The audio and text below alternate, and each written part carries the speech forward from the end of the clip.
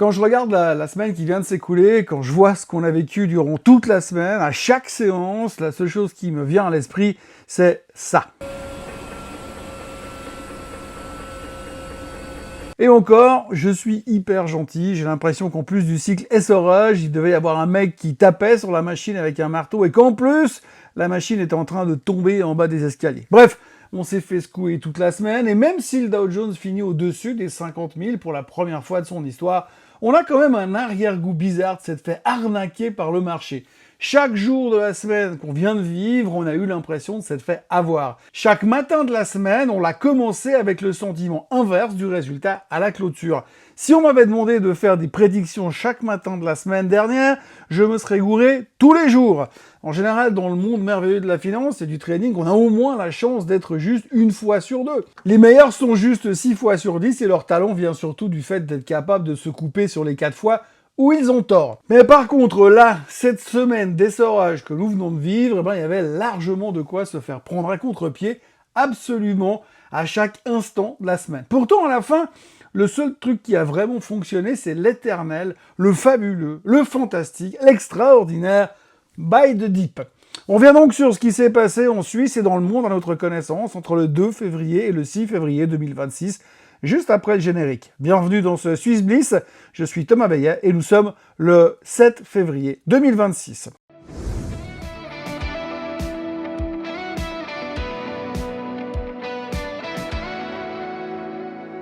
Cette émission vous est présentée par Swissquote. Alors avant toute chose, ce que vous allez entendre et voir dans cette vidéo n'est pas un conseil financier, c'est mon avis, mon analyse et parfois mon humeur du jour. Par contre, si vous voulez comprendre la bourse, là, vous êtes au bon endroit. Alors oui, je sais, le S&P 500 n'est pas au plus haut de tous les temps, mais le Dow Jones, lui, il y est. Pourtant, on va dire que vendredi matin, en constatant que le S&P et le Nasdaq étaient sous la moyenne des 50 jours, que la tendance haussière avait cédé et que l'ambiance était pourrie, on n'aurait pas spécialement parié là-dessus. Et pourtant, on aurait dû. Le rebond de vendredi aura donc été, c'est le moins qu'on puisse dire, spectaculaire. Le meilleur exemple, c'est peut-être Nvidia. Nvidia qui a vécu 4 jours tout pourris, parce que l'IA c'est bien mais c'est trop cher, et il y a trop d'investissement dedans, et que ça risque de prendre beaucoup plus de temps que ça pour être rentable. Et en une séance, Nvidia a rebondi de pratiquement 8%, et tout a été récupéré. Retour à la case lundi matin, plus ou moins. Ce marché est donc drivé par des algos, et je ne peux pas croire qu'il y ait encore la moindre réflexion humaine là derrière. Donc, à l'image de Nvidia, cette semaine aura été très, disons, remuante dans tous les sens, entre panique sur les softwares qui vont se faire grand remplacer et les capex sur l'IA qui explose mais qui commence à inquiéter au sujet du retour sur investissement, mais aussi le shortage sur la mémoire qui commence à être le grand danger pour certains et la machine à pognon pour d'autres, les swings sur les métaux précieux qui vont dans tous les sens et qui sont devenus des mêmes stocks, le pétrole qui se comporte comme une balle magique en attendant de savoir si les mollahs vont accepter les conditions des Américains, conditions qui, il faut le dire, peuvent paraître totalement irréalistes. Qui peut croire que le gouvernement iranien va accepter de baisser son pantalon à ce point? Demander à cette équipe de bras cassés d'arrêter de financer le Hamas et le Hezbollah, c'est comme si on leur demandait de sortir habillés en rose avec un turban aux couleurs LGBT sur la tête, tout en chantant la chanson Femmes libérées de Cookie Dingler en direct sur CNBC. Et puis, il y avait aussi le Bitcoin qui s'est fait littéralement démonter et qui a continué sa chute entamée le 29 janvier. Le Bitcoin qui a touché les 60 000 $ dans la nuit de jeudi à vendredi avant de repartir comme une balle magique. Il nous a donc fait une démonstration du concept de la gravité. Et quand le Bitcoin décide de redécouvrir le concept de pesanteur, eh bien, ça ne se fait jamais en douceur. C'est plutôt l'équivalent financier d'un type qui rate la première marche de l'escalier dans le noir. Ça va vite, ça surprend tout le monde, et surtout ça réveille brutalement ceux qui dormaient sur leur certitude haussière. Peut-être qu'on avait simplement pris un peu trop la confiance, on entendait un peu trop de gens en parler avec assurance et certitude, c'est devenu une asset class qui ne pouvait que monter, il suffisait simplement d'attendre et de moyenner quand ça baissait un petit peu. C'était la nouvelle ère, une réserve de valeur ultime, en gros, cette fois, c'était différent. Traduction, tout le monde était du même côté du bateau, et en finance, quand le bateau commence à prendre du gîte, c'est jamais une bonne nouvelle. La première fissure a été technique, cassure des supports, déclenchement des stops, algo qui vendent plus vite que la lumière, effet boule de neige classique, la baisse crée la peur crée la vente crée encore plus de baisse. Rien de nouveau sous le soleil, sauf que sur le Bitcoin, tout est amplifié et tout va encore plus vite. Et je vous parle même pas du nombre de produits qui a été en levier et qu'on en pris plein la gueule. C'est le vrai carburant de la chute et c'est ça le climat général qui pesait sur le Bitcoin. Le Bitcoin adore jouer l'actif rebelle, mais dès que l'appétit pour le risque se contracte, il redevient ce qu'il est, un actif spéculatif sous stéroïdes.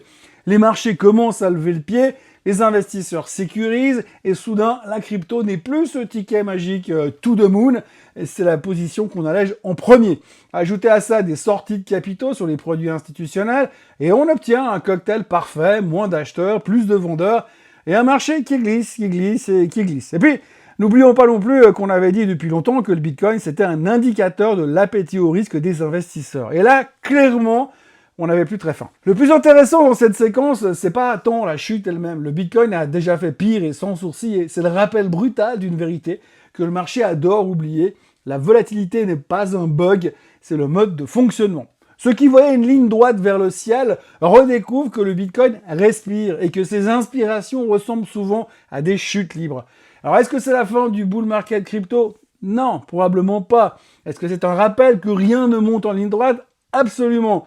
Et également que le Bitcoin fonctionne en cycle. Reste à savoir si le bas du cycle, c'est les 60 000 de vendredi qui feront office de support définitif, ou s'il va falloir souffrir encore un peu, beaucoup, passionnément. En tous les cas, on a appris encore une fois que le marché adore surprendre, surtout ceux qui pensaient avoir tout compris. Et puis alors, il y a aussi la problématique des CAPEX, ces fameuses dépenses pour développer notre chère intelligence artificielle. Depuis quelques semaines, le marché réalise l'ampleur du pari IA et ça commence à transpirer un tout petit peu. Alphabet, Amazon et les autres ne parlent plus de milliards, ils parlent de centaines de milliards injectés dans des data centers, des puces et des infrastructures méga géantes. Le message est clair, l'IA est devenue une course industrielle, celui qui construit le plus vite espère capter le futur. Pour l'instant, à l'orée de ce mois de février, on a prévu de dépenser en 2026 entre 650 et 700 milliards. À titre d'indication, en 2023 et en 2024, on a dépensé 250 milliards chaque année. En 2025, 380. Le futur coûte donc énormément aujourd'hui et ne rapporte pas encore à la hauteur des investissements. Les revenus progressent, oui, mais pas au rythme de ces dépenses historiques. Résultat, les investisseurs commencent à poser la question la plus simple et la plus brutale de la finance. Ok, et pour le retour sur investissement, c'est pour quand ? On assiste donc à un décalage classique. L'enthousiasme stratégique va plus vite que la rentabilité visible. Big Tech construit l'autoroute de l'IA avant que le trafic soit pleinement monétisé. C'est pas forcément un mauvais pari, et les grandes révolutions technologiques passent toujours par une phase de dépenses massives, mais ça demande du temps et de la patience et des nerfs solides. Le marché, lui, il oscille donc entre fascination et prudence.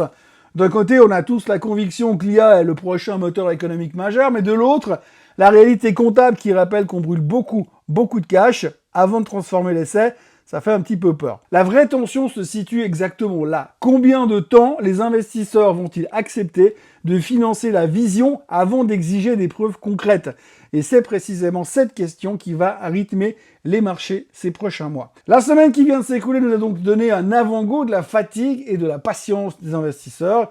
Et cette semaine, un miracle de fin de semaine nous a sauvé les fesses, alors qu'on était tout simplement au bord du gouffre.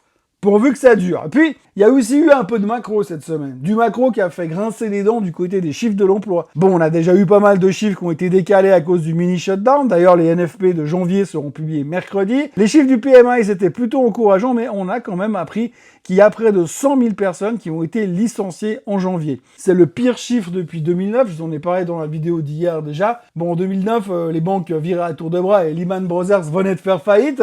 Mais là, c'est différent, mais ça fait beaucoup pour se retrouver en janvier 2009. Et puis, les chiffres ADP sont sortis en dessous des attentes, eux. Ça n'a pas plu des masses et surtout qu'on peine à comprendre qu'on nous vende une économie plus forte que prévu, une croissance solide et un PIB qui cartonne.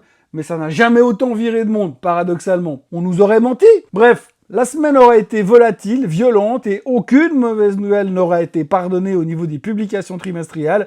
Qualcomm, ARM, Amazon, Estée Lauder, Novo Nordisk et les sanctions ont été violentes. Mais à la fin de la semaine, après avoir passé dans la machine à laver en cycle essorage à plusieurs reprises, on a quand même le Dow Jones qui termine au plus haut de tous les temps, entraîné par 3M, Amgen, Merck et Walmart. Le S&P qui finit presque inchangé et notre bon vieux SMI qui finit au plus haut de tous les temps. quand même. Vu de loin, la semaine n'était pas si mal, mais vu de l'intérieur, il y a pas mal de coups et de bosses qu'il va falloir soigner ces prochaines semaines et prendre le temps que ça cicatrise. On notera encore que la BCE et la Bank of England ont laissé leur taux inchangé, mais qu'ils surveillent attentivement ce qui se passe. L'inflation sera en train de se calmer pour laisser la place à d'éventuelles nouvelles baisses des taux. En France, le déficit commercial s'est réduit à 69,2 milliards d'euros l'an dernier et les exportations allemandes vers les États-Unis ont chuté de 9,3% en 2025, sous l'effet, bien sûr, des droits de douane, et l'excédent commercial du pays avec la première économie mondiale est tombé à son plus bas niveau depuis 2021. En Suisse, le taux de chômage s'affiche à 3,2% en janvier, progressant pour le deuxième mois consécutif. On passe maintenant aux performances de la semaine. Alors si on regarde sur les grands indices, eh bien on se rend compte que le Dow Jones des transports a donc pris 8,7% sur la semaine. L'or reprenait 5%. Le Dow Jones tout court progresse de 2,5% et finit donc au plus haut de tous les temps, tout comme la Suisse, 2,46% de hausse. La France a fait sauver sa semaine sur la journée de vendredi avec 1,81% de hausse sur la semaine. Le DAX, plus dur le DAX avec 0,74% sur la semaine. Les semi-conducteurs finissent quand même en positif, ce qui est déjà pas mal. Le S&P en baisse de 0,10%, quasiment à l'équilibre. Et quand on voit où était le marché jeudi soir, c'était pas gagné. Et puis le pétrole, je vous le disais, lui, il va dans tous les sens. En haut, en bas, il peut être dans 5 minutes 4% plus haut. Il suffirait que les Iraniens s'énervent ou les Américains s'énervent. Quand on écoute les discours des Iraniens, je pense que Trump il va s'énerver dans pas longtemps. Donc on n'a pas fini de voir le pétrole bouger dans tous les sens. L'argent s'est fait déglinguer, termine en baisse de 7%. Et le Bitcoin, on en a parlé, il abandonne 14% ou presque sur la semaine. Et sur le SMI, eh bien, les leaders de la semaine, vous le voyez, hein, c'est des boîtes comme Nestlé qui prennent 7,44%. Là, c'est plus un effet de base parce que c'est moins pire qu'avant. Geberit reprend 5,63%. Il y a eu des rumeurs positives au niveau de la construction aux États-Unis. On en reparlera un peu plus loin dans la vidéo. Le JTech reprend 5,58%. Elle a aussi tellement cotisé la semaine précédente qu'il y avait une espèce de récupération. Même chose pour Sika. Novartis plus 4,66 après leur bon chiffre, pas extrêmement excitant, mais leur bon chiffre. Là aussi, on va en reparler un peu. Zurich termine en hausse de 4,37%. Ils ont enfin réussi à acheter ils ont augmenté leur offre sur cette fameuse assurance britannique. On verra si ça suffit. Et puis, en queue de peloton, on notera UBS qui perd 7%, malgré des chiffres relativement bons. Là aussi, on va rediscuter de l'UBS par rapport à sa dette et à ses capitaux nécessaires pour garantir la réassurance du Conseil fédéral. Ça, on en reparlera un bout plus loin.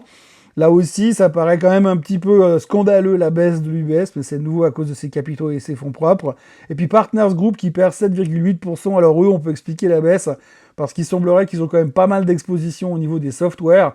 Et comme vous l'avez vu, eh bien les softwares se sont littéralement fait massacrer la semaine dernière. Donc ça a eu des conséquences jusqu'en Suisse, jusque sur notre fameux fonds de private equity suisse, Partners Group. Passons maintenant au graphique. Alors, vous avez donc le SMI. Vous voyez qu'on a, de nouveau, c'est assez impressionnant parce qu'on a vraiment des cas d'école en ce moment. On est venu chercher, vous voyez, cette ancienne résistance qu'on avait ici, qui passait par 13 000. On est venu la chercher l'autre jour. On a cassé la moyenne mobile et direct derrière, bam, on remonte pour aller chercher les plus hauts historiques en fin de semaine. 2 fois le plus haut historique cette semaine. On est revenu sur les niveaux qu'on avait déjà testés à 13 500. Maintenant, on va probablement essayer d'aller tirer en direction des 13 700, 13 750 sur le SMI pour aller chercher le haut de cette ancienne tendance haussière, voir si on arrive à la réintégrer pour aller chercher ensuite, bien sûr, les 14 000 sur la Suisse.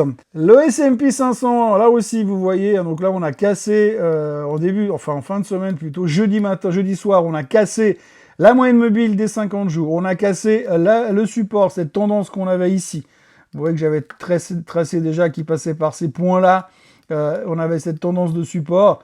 J'avais éliminé l'exagération là, mais on avait une forme de support. Ça a cassé également. On sort de la tendance. Là, on se dit, aïe, c'est mal barré. Et ben non, en fait, on a rebondi pile poil. Alors après, si on veut chercher de nouveau des supports, on en trouvera plein. La question n'est pas là. Mais si on va, par exemple, mettre un support ici, ouais, si je me mets là et je tire là, et ben paf, ça c'est exactement le support au même endroit. Donc, il y avait une point d'explication qui pouvait justifier le rebond, en tout cas l'empêchement d'aller plus bas.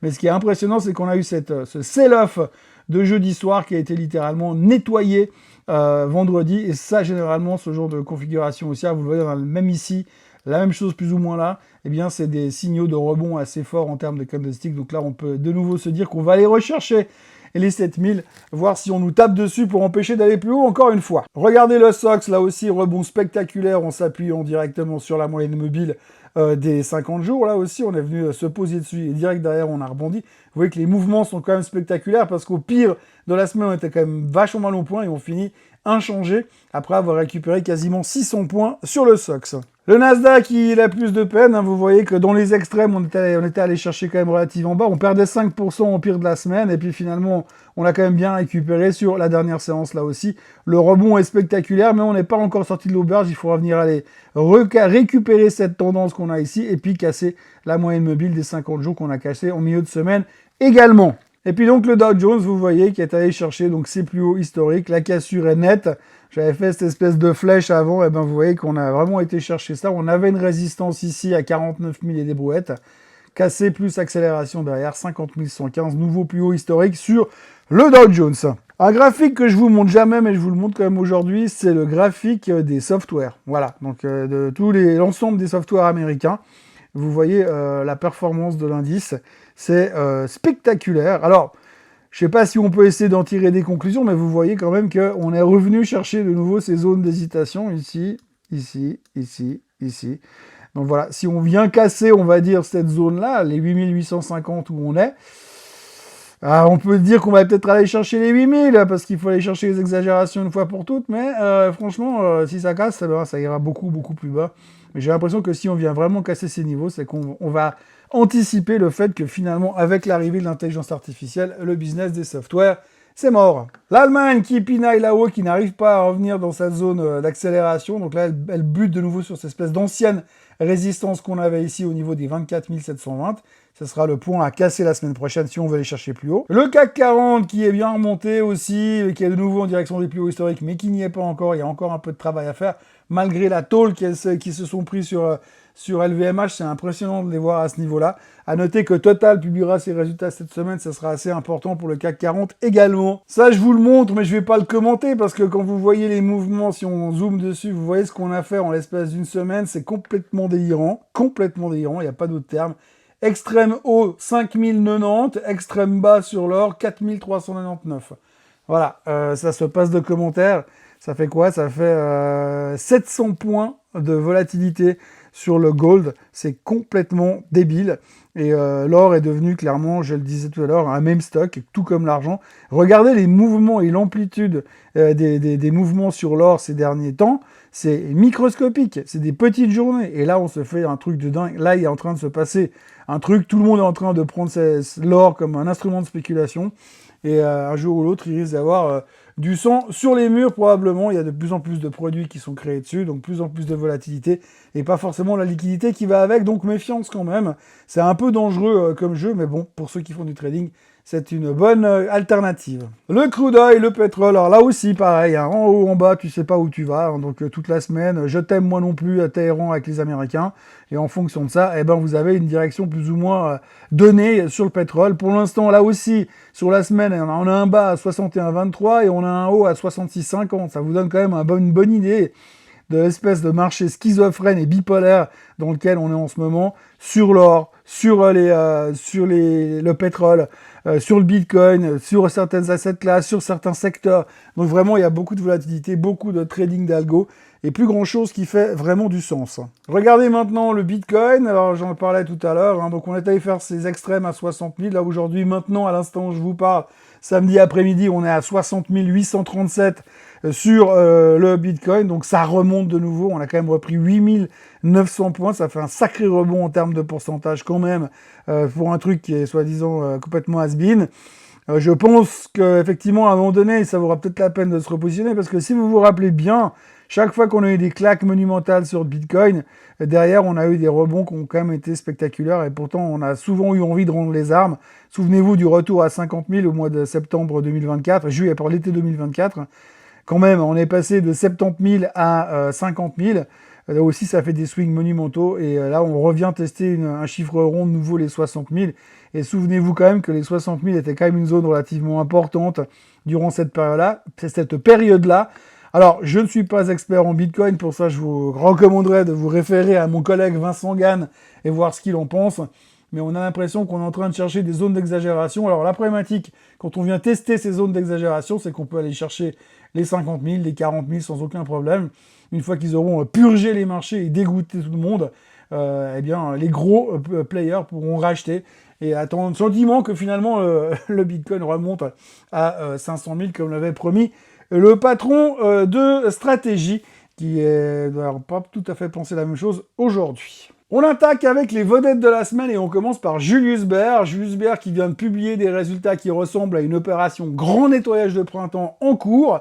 La banque digère encore des pertes de crédit héritées du dossier Signa, mais la pression diminue nettement au second semestre. Résultat, le bénéfice rebondit, les coûts reculent, tandis que l'activité sous-jacente, commission, trading et collecte montre une vraie solidité. Le point clé, c'est que le business fonctionne, même si les cicatrices du passé pèsent encore sur les chiffres officiels. La direction serre les dépenses plus fort que prévu et pose les bases d'un nouveau cycle de rationalisation pour 2026-2028. Le ratio coût-revenu reste élevé, prouve que le chantier n'est pas terminé, mais la trajectoire est claire, simplifiée pour restaurer la rentabilité et si j'osais, je dirais la confiance. Côté bilan, la capitalisation s'améliore franchement, ouvrant la porte en théorie à un retour des rachats d'actions, sous réserve d'acceptation du régulateur. Le message global, Julius Baer tourne progressivement la page. Rien de spectaculaire, mais une banque qui nettoie ses vieux dossiers tout en préparant la suite. Le marché reste prudent, mais la mécanique interne paraît quand même plus saine qu'elle ne l'était il y a quelques mois. Voilà Julius Baer, on voit quand même qu'on a pas mal anticipé quand même ce retour en grâce, puisque les problèmes datent de cette période-là.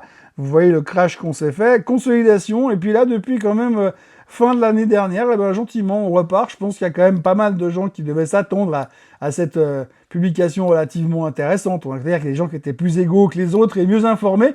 Mais en tout cas, le graphique semble pas mal. Et la prochaine étape, ce sera de retourner au-dessus des 70 francs suisses. Mais ça n'a pas l'air d'être impossible pour Julius Baer en ce moment.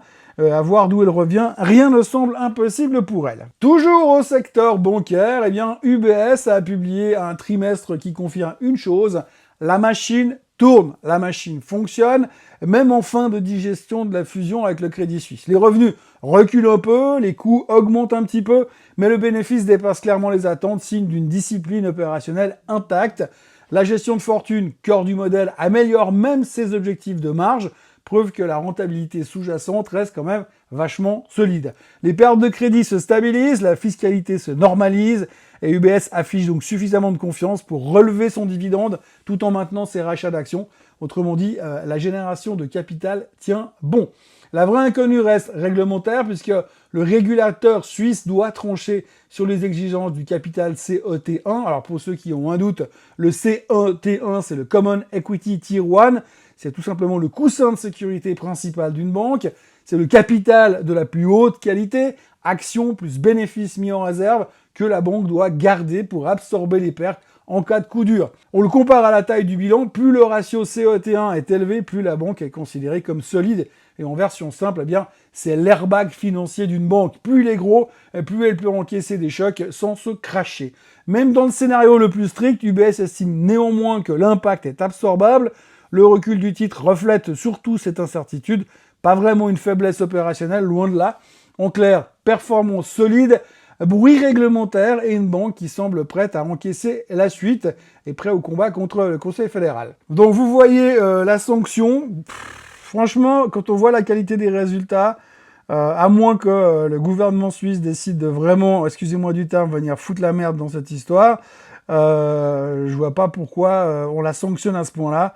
On peut envisager dans le pire du pire un retour sur les 29,30, mais franchement là, ça me paraît vraiment pas cher. En plus, on est allé combler les gaps ici. Je suis pas un fan des bancaires, donc je toucherai pas, mais quand même, on a un peu l'impression qu'on a retrouvé des niveaux plutôt intéressants et que c'est un peu injuste ce qui s'est passé cette semaine. Novartis entre en 2026 avec un problème très classique dans la pharma. Les vieux blockbusters arrivent en fin de cycle et les génériques frappent plus fort que prévu à la porte d'entrée. Le choc s'appelle Entresto, la vache à lait cardiaque, dont les ventes ont plongé de 43% sur le dernier trimestre. Tasigna et Promacta suivent le même chemin. Résultat, un chiffre d'affaires qui stagne, un bénéfice qui recule et une direction qui annonce clairement que l'année qui arrive sera une phase de digestion. Le premier semestre s'annonce sous pression, avec des ventes attendues en baisse et une rentabilité qui risque de souffrir. Mais le management parie quand même sur un redémarrage en seconde partie d'année, porté par la nouvelle génération de traitements, Kisqali, Scemblix, Kesimpta, et par les acquisitions récentes destinées à compenser la perte d'exclusivité des anciens piliers. Le message de fond est relativement simple.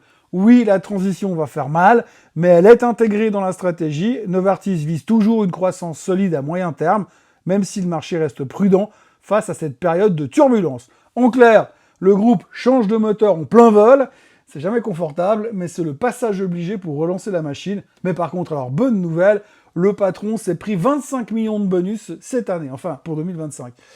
Je vous dis tout de suite, moi, il faut jamais me filer 25 millions de bonus parce que je reviens pas au boulot le lundi matin. Novartis, alors les chiffres, comme vous le voyez, les chiffres n'étaient pas extraordinaires, les perspectives sont pas hyper sexy, mais bon, c'est pas grave, ça monte quand même. Donc on est allé chercher les 120 quasiment sur Novartis, on les a payés d'ailleurs, mais on termine juste en dessous des 120. Donc là, pour l'instant, la porte est ouverte à toutes les fenêtres chez Novartis et on peut monter encore un bon bout.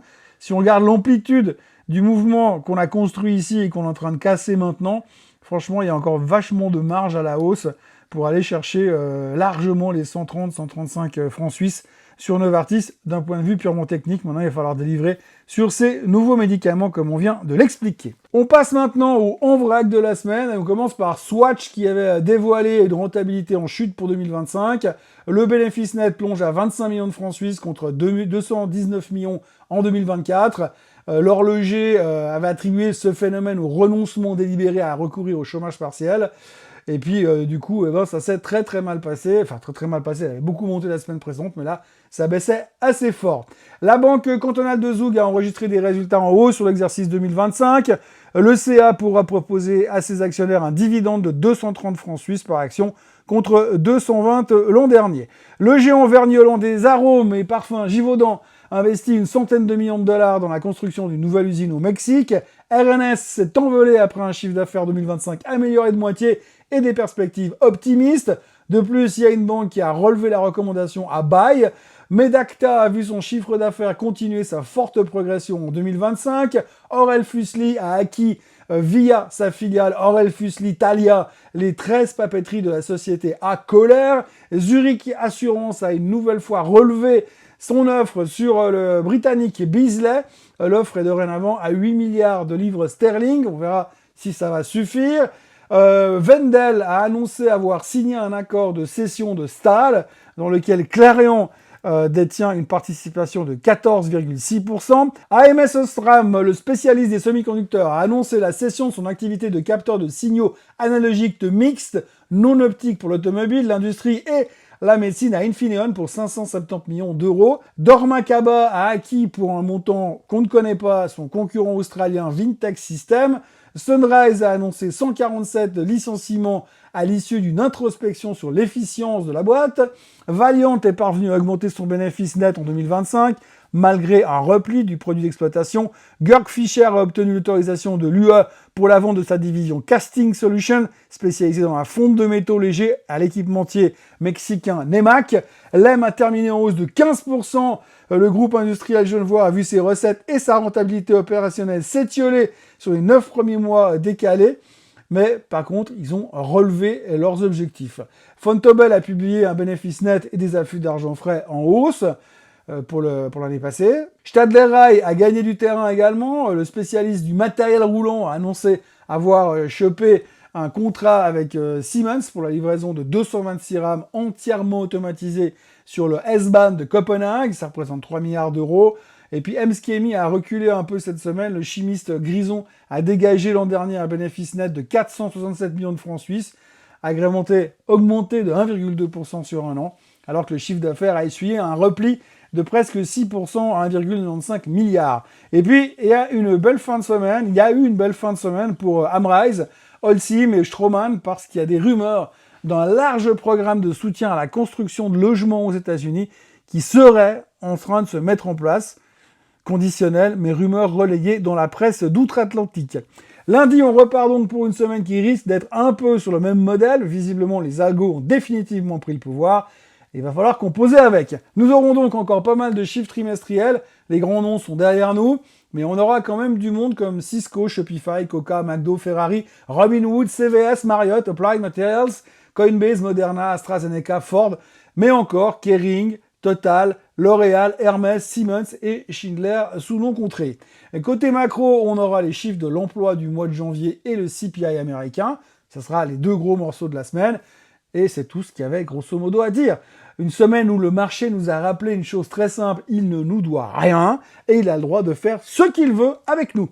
On a été secoué dans tous les sens, pris à contre-pied presque chaque jour et pourtant, à la fin, les indices tiennent, certains même au plus haut de tous les temps. Comme quoi, dans ce marché dominé par les algos, la seule certitude, c'est qu'il n'y en a aucune de certitude. Et la leçon qu'il faut en retenir, c'est respirer, discipline et ne pas confondre agitation et tendance boursière.